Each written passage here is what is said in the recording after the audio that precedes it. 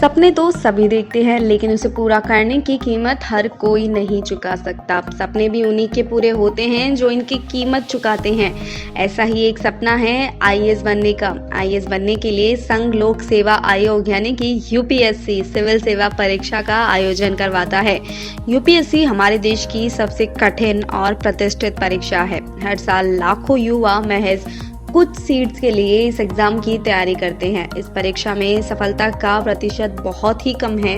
इस परीक्षा में वही सफल होता है जिसमें शैक्षणिक योग्यता के साथ ही अनुशासन और धैर्य हो। अगर आप भी आईएएस बनने का सपना देखते हैं तो इसके लिए जरूरी है कि इसकी तैयारी स्नातक स्तर यानी ग्रेजुएशन के लेवल पर ही शुरू कर दे। तो दोस्तों, स्वागत है आप सभी का स्टडी सेक्टर में। दोस्तों, आज के वीडियो में हम बात करने जा रहे हैं कि एक आईएएस बनने के लिए आपको क्या करना पड़ेगा। यूपीएससी की तैयारी आप कैसे करें, वो भी 12वीं के बाद। जी हाँ दोस्तों, 12वीं के बाद से ही यूपीएससी की तैयारी अगर आप करना शुरू करेंगे तो ऐसे क्या स्टेप्स है जो आपको फॉलो करनी चाहिए।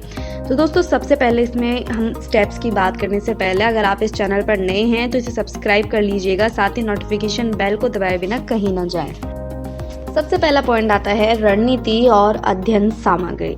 सिविल सेवा परीक्षा के लिए सबसे पहले आपको अपनी 12वीं की पढ़ाई के बाद ही डिसीजन ले लेना चाहिए कि आपको सिविल सेवा में जाना है। सिविल सेवा की तैयारी के लिए कम से कम 2 साल से 3 साल का समय लगता है। आप अपने ग्रेजुएशन के दिनों में इसकी तैयारी शुरू कर सकते हैं।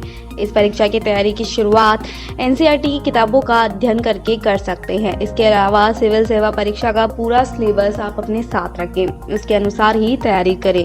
अधिकतर कैंडिडेट अपनी ग्रेजुएशन के किसी एक सब्जेक्ट्स में से परीक्षा के मुख्य चरण के लिए सब्जेक्ट चुनते हैं।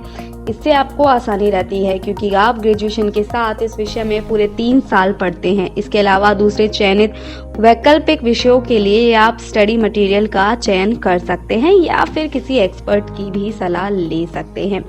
दोस्तों, सेकंड पॉइंट यानी कि आपके लिए सेकंड जानकारी मैं आपको बताना चाहूंगी कि सामयिक मुद्दों की तैयारी करें।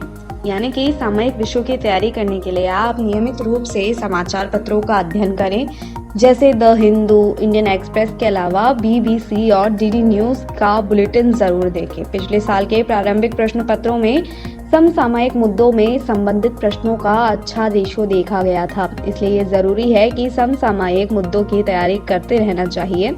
इसके अलावा आप समसामयिक मुद्दों के लिए किताबों का भी सहारा ले सकते हैं।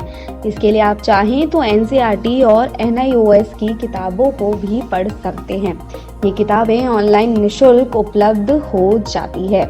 थर्ड पॉइंट आ जाता है विषयों का चयन करते समय आपको बातों का जो है वो ख्याल रखना चाहिए, जैसे कि सिविल सेवा परीक्षा में सबसे जरूरी है सब्जेक्ट का अध्ययन। इसलिए विषय का चयन करते समय इस बात का ध्यान रखें कि आपको उस विषय में रुचि है या नहीं।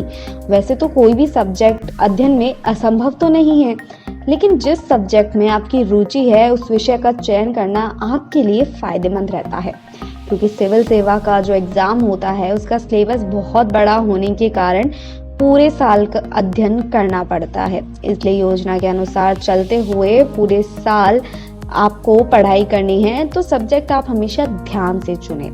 फोर्थ, हम आपको बताना चाहेंगे कि पढ़ाई के लिए ज़रूरी है आपकी कंसंट्रेशन पावर, यानी कि आपकी एकाग्रता शक्ति।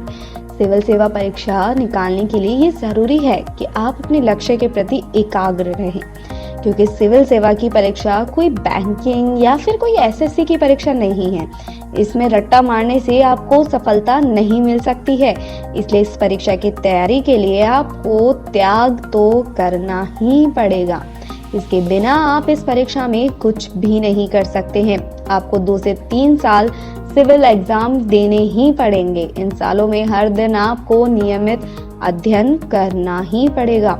फिफ्थ पॉइंट की हम बात करें कि ये सवाल आता है कि जरूरी कितना है पढ़ना।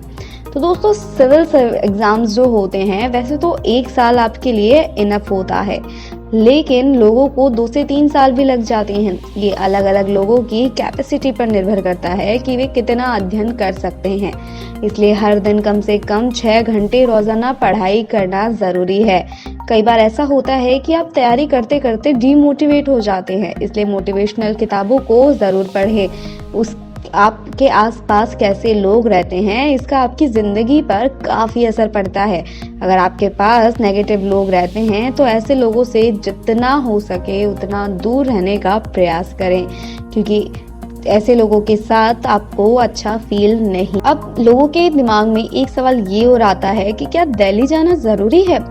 तो आपने लोगों से सुना होगा कि यूपीएससी की तैयारी के लिए दिल्ली जाकर कोचिंग करना ज़रूरी है, लेकिन आपको बता दें कि आप घर पर रहकर भी सिविल एग्ज़ाम की तैयारी कर सकते हैं। बस आपको अपनी ज़िंदगी में थोड़ा सा बदलाव लाना पड़ेगा और आप हर घर में रहकर भी उचित अध्ययन सामग्री से सिविल एग्ज़ाम की तैयारी कर सकते हैं और पास भी कर सकते हैं। बाहर जाकर पढ़ाई करने के भी अपने ही टेंशन रहते हैं, इसलिए अपने शहर में रहकर ही आप अध्ययन कर सकते हैं। आप चाहें तो अपने ही शहर में कोई कोचिंग भी ले सकते हैं। नेक्स्ट और लास्ट हम आपको बताना चाहेंगे कि दोस्तों आपको पढ़ाई के साथ लेखन का अभ्यास बहुत ज़रूरी है, क्योंकि पढ़ने के साथ लिखने का भी अध्ययन करना ज़रूरी है, क्योंकि प्री एग्ज़ाम निकालने के बाद मेंस की परीक्षा देनी पड़ती है, जिसमें आपको बहुत लिखना होता है। आप किसी भी टॉपिक में संक्षेप में लगभग 200 शब्दों में लिखने का प्रयास करें। जितना आप लिखने की कोशिश करोगे उतनी ही आपकी लेखन शैली यानी कि राइटिंग स्किल्स सुधरेगी और आप ग्रामेटिकल मिस्टेक्स कम करोगे।